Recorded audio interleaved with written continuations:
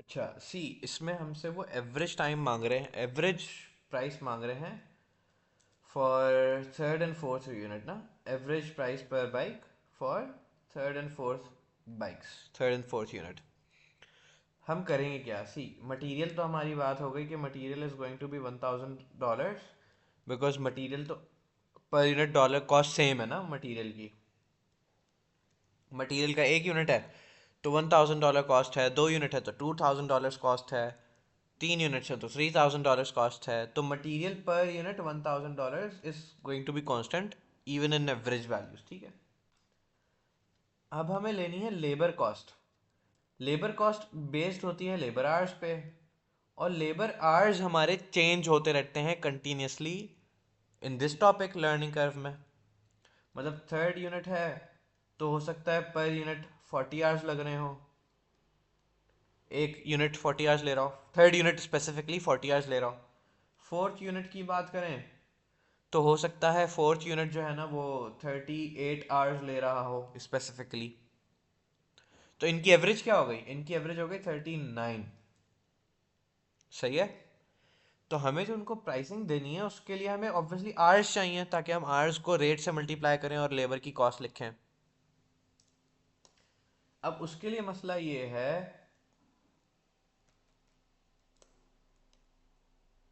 उसके लिए मसला ये है कि हम क्या करें, ये एवरेज कहाँ से आएगी हमारे पास। इसके लिए मुझे क्या करना है, मुझे थर्ड और फोर्थ यूनिट के आवर्स चाहिए कि थर्ड और फोर्थ यूनिट ने टाइम कितना लिया। सही है, मुझे थर्ड और फोर्थ यूनिट का टाइम चाहिए, थर्ड एंड फोर्थ यूनिट का टाइम चाहिए। मुझे जब भी किसी यूनिट का स्पेसिफिकली टाइम चाहिए, अभी भी मुझे स्पेसिफिकली टाइम चाहिए ना। नॉर्मली हमें सिर्फ एक यूनिट का स्पेसिफिकली टाइम चाहिए होता है कि भाई सिर्फ थर्ड यूनिट का टाइम दो, या सिर्फ 50th यूनिट का टाइम दे दो। सही है। नॉर्मली हम किसी एक यूनिट का स्पेसिफिकली टाइम निकाल रहे होते हैं ना कि भाई मुझे 50th यूनिट ने कितना टाइम लिया, स्पेसिफिकली 50th का टाइम बताओ। तो हम क्या करते हैं, टोटल फॉर 50 कैलकुलेट करते हैं और टोटल फॉर 49 कैलकुलेट करते हैं और डिफरेंस ले लेते हैं, वो 50th यूनिट का टाइम होता है। बात सही है। अब अगर इसी तरीके से मैं आपको कहूं कि यार मुझे 50th और 49th इन दो यूनिट्स का टाइम दो,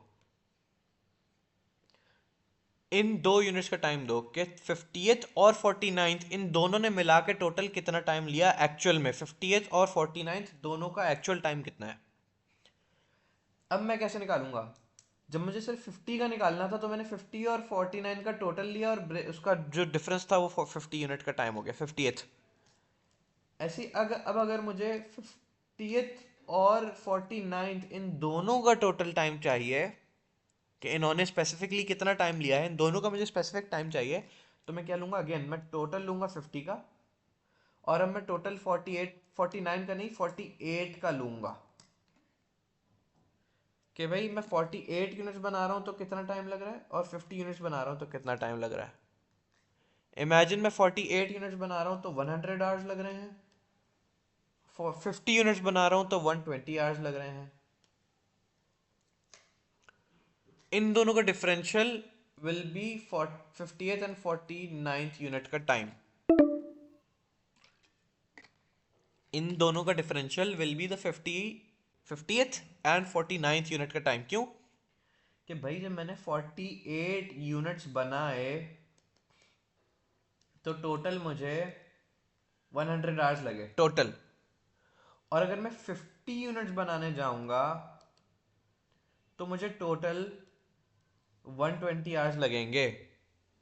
तो मुझे एडिशनल दो यूनिट्स की वजह से कितना टाइम लग रहा है मेरा additional, the differential 20 units, 20 hours. ये मेरा एडिशनल टाइम लग रहा है दो यूनिट्स की वजह से। अगर मैं 48 यूनिट्स बनाऊंगा तो मेरा 100 आवर्स का टाइम लग रहा है, 50 यूनिट्स बनाऊंगा तो 120 आवर्स का टाइम लग रहा है। तो मेरे 2 यूनिट जो एडिशनल आ रहे हैं उसकी वजह से मेरे 20 आवर्स ऐड हो रहे हैं। इसका मतलब मेरे 49th और 50th यूनिट्स का टाइम कितना है? 20 आवर्स है। इन दोनों ने मिल के टोटल 20 आवर्स लिया है। अब हो सकता है 20 में से 11 आवर्स जो है ना वो 49th यूनिट ने लिए हों, और 9 आवर्स जो है ना वो 50th यूनिट ने लिए हों, क्योंकि हर गुजरते यूनिट के साथ हमारा टाइम कम होता जाता है ना। तो हो सकता है 49th वाले ने ज़्यादा टाइम लिया हो, 50th वाले ने थोड़ा कम टाइम लिया हो, उसका टाइम पर यूनिट गिर गया हो, कम हो गया हो। लेकिन द थिंग इज के टोटल दोनों ने 20 आवर्स लिया। हमें टोटल से गर्ज है, हमें सिर्फ टोटल से काम है। सही है। ऐसे ही अब अगर मैं आपसे बात करूं थर्ड और फोर्थ की, तो सी,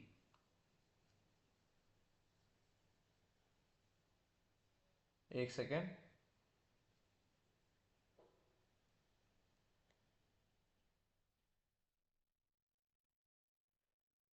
अब वो कह रहे हैं कि भाई थर्ड और फोर्थ यूनिट का एवरेज टाइम बताओ। मैं क्या करूंगा? मैं थर्ड और फोर्थ का टोटल टाइम निकालूंगा, इन्होंने टाइम कितना लिया। इसके लिए मैं क्या करूंगा? मैं टोटल टाइम निकालूंगा of 4 units, total time of 4 units. ऐसे ही मैं टोटल टाइम निकालूंगा ऑफ 2 यूनिट्स, कि जब मैं 2 यूनिट्स बना रहा हूं तो मुझे टोटल कितना टाइम लग रहा है, और जब मैं 4 यूनिट्स बना रहा हूं तब मुझे कितना टोटल टाइम लग रहा है। The differential will be the time of third and fourth combined. इन दोनों यूनिट्स का टोटल कंबाइंड टाइम डिफरेंशियल होगा, इन दोनों ने कितना कितना टाइम लिया। तो अगर मैं total time of 2 units calculate करना चाहूँ, अब उसकी वर्किंग मैं यहाँ करता हूँ। भाई यूनिट्स जो है ना, मैं आप वाई की इक्वेशन से भी कर सकती हो जैसे हम करते हैं। चलो मैं उसी से कर लेता हूँ। अगर मैं total time for 2 units calculate करना चाहूँ,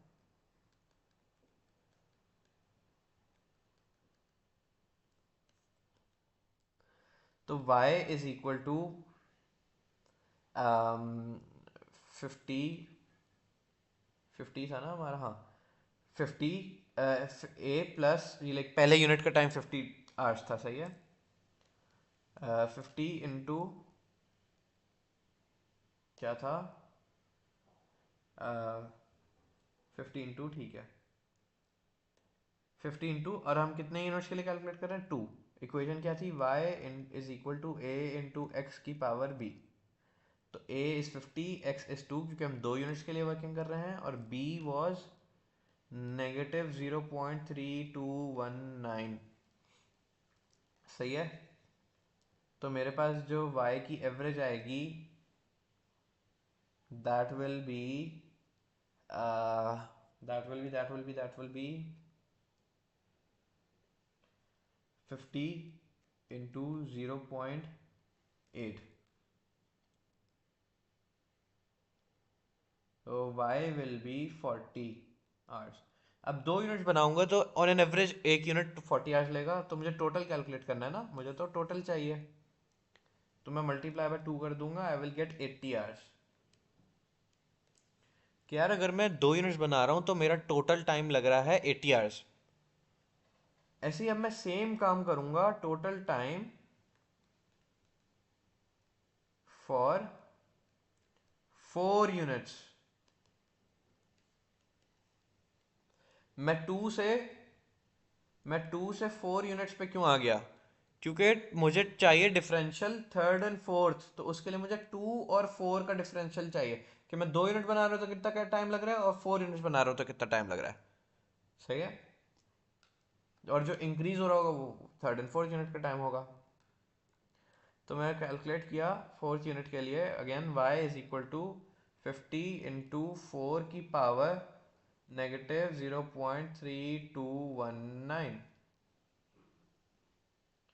सही है।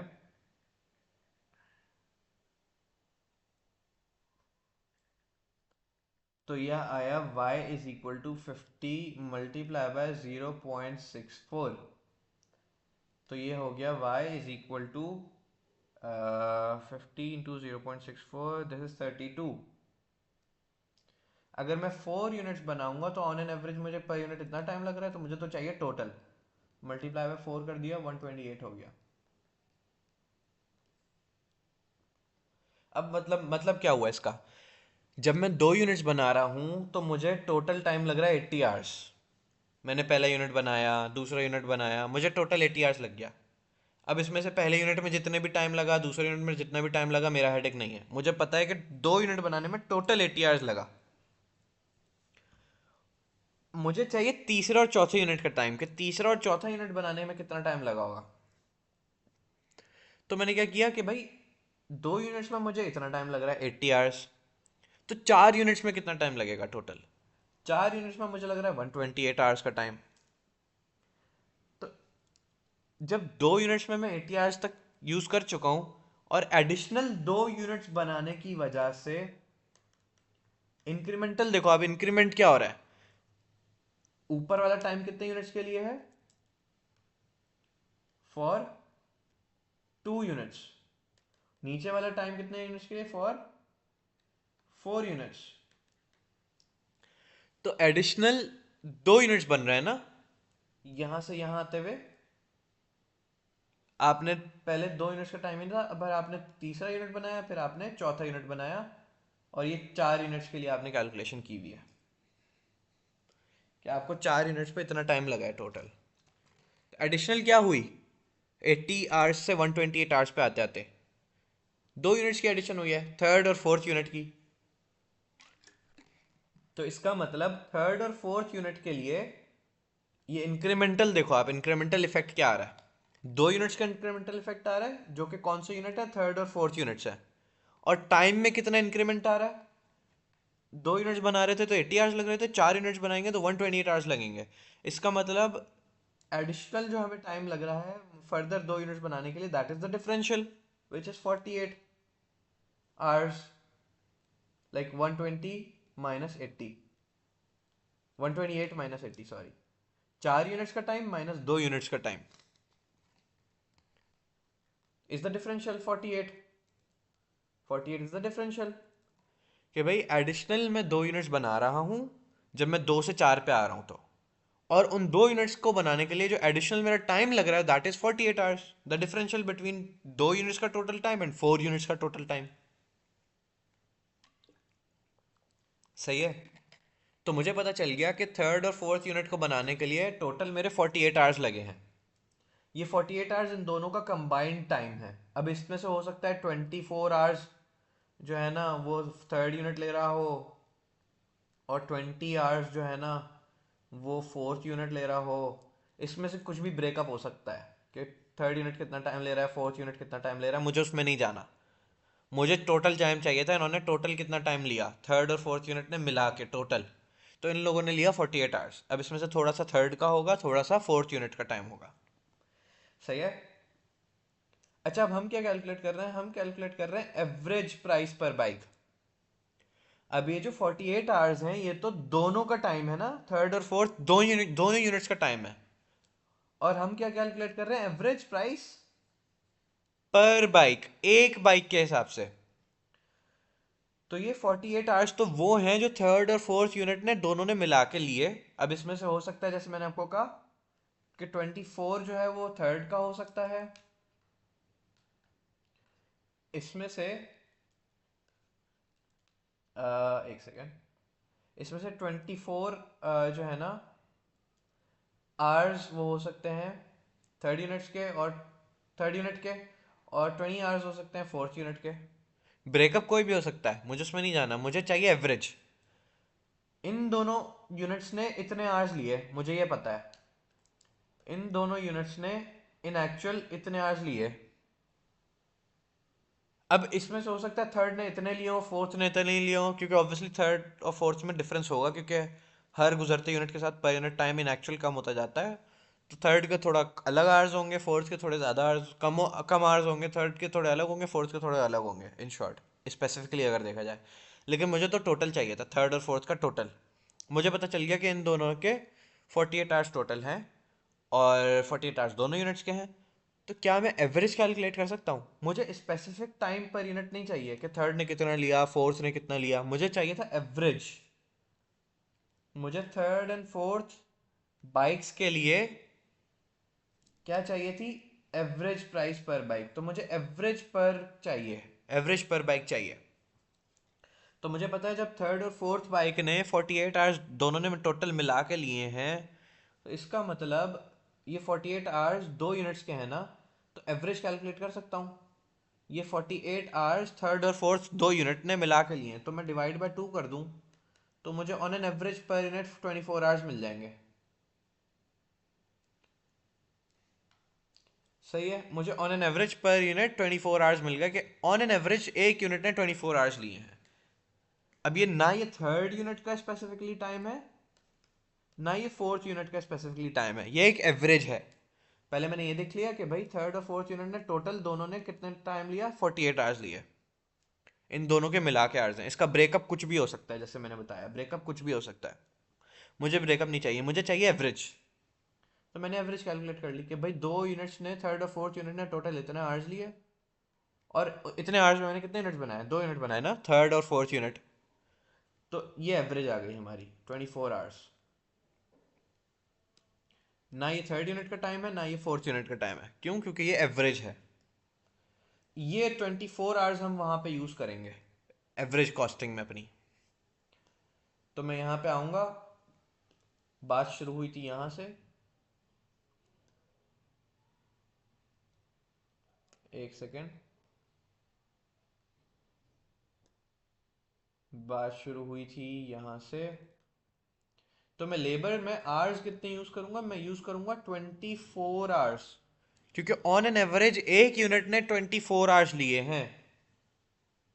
ऑन एन एवरेज एक यूनिट ने 24 आवर्स लिए हैं थर्ड और फोर्थ यूनिट में से। दोनों ने मिला के टोटल 48 आवर्स लिए हैं, और अगर एवरेज देखी जाए डिवाइड बाय 2 करके तो 24 एक के हिस्से में आ रहे हैं। ऑन एन एवरेज एक यूनिट ने 24 आवर्स लिए हैं, तो 24 इंटू $10, तो आपकी लेबर की कॉस्ट हो गई 240। और आपका एफ जो होता है वो 2 टाइम्स होता है, तो आपको एफ हो गया 480। सही है, आपका एफ हो गया 480, और अल्टीमेटली आपका टोटल कॉस्ट हो गई आपकी 1720। और इसमें आपने प्रॉफिट का ऐड कर लिया 20%। इसी का 20% आपने प्रॉफिट ले लिया, which is going to be 344। तो आपकी सेलिंग प्राइस आ गई। तो 1720 और 344 क्या होता है? 2064। ये आपकी सेलिंग प्राइस है, which is a average selling price. इसमें सिर्फ आपको आवर्स देखने थे कि थर्ड और फोर्थ यूनिट के कितने कितने आवर्स लगे हैं। आपको पता चल गया कि 48 आवर्स लगे, और आपको फिर क्योंकि एवरेज प्राइस पर बाइक चाहिए, तो आपको उन आवर्स की एवरेज देखनी थी कि ऑन एन एवरेज एक यूनिट ने 24 आवर्स लिए हैं। ना ये थर्ड का स्पेसिफिक टाइम है, ना ये फोर्थ का स्पेसिफिक टाइम है, ये एक एवरेज है। ठीक है, और ये आवर्स की बेसिस पे हमने ये वर्किंग की है अपनी। ये ऑलराइट, बाय।